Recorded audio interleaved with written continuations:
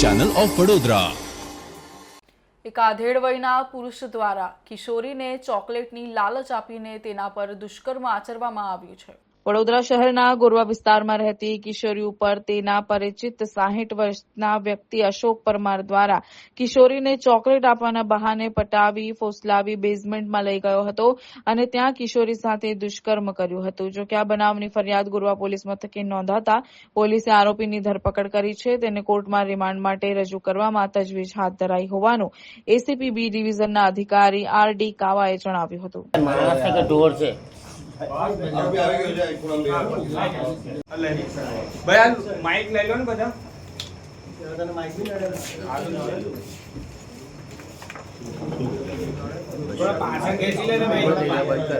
ફેબ્રુઆરીએ સાંજના 5:30ની આસપાસ ગોરવા પોલીસ સ્ટેશનમાં એક રેપનો બનાવ બનવા પામેલ હતો।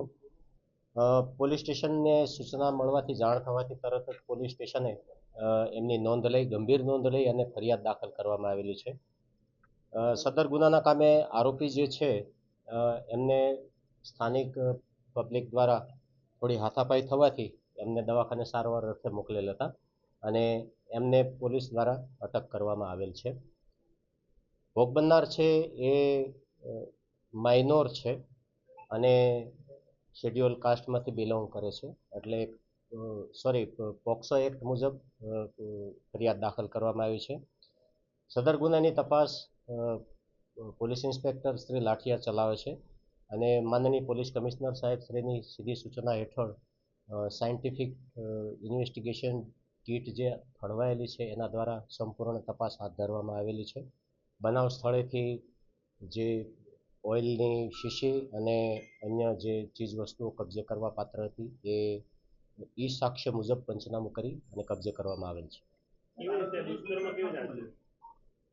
ભોગ બનનાર જે છે એ મેન્ટલ થોડા ડિસેબલ છે અને રેસિડેન્સ બંનેનું નજીકમાં છે, જે અનુસંધાને આરોપી અને ભોગ બનનાર અગાઉથી પરિચયમાં હતા અને આ દુષ્કર્મ આચરેલું છે।